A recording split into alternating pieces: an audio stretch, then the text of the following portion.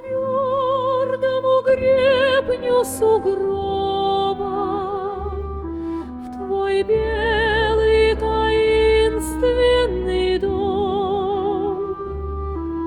Такие притихшие оба, в молчании нежном идем.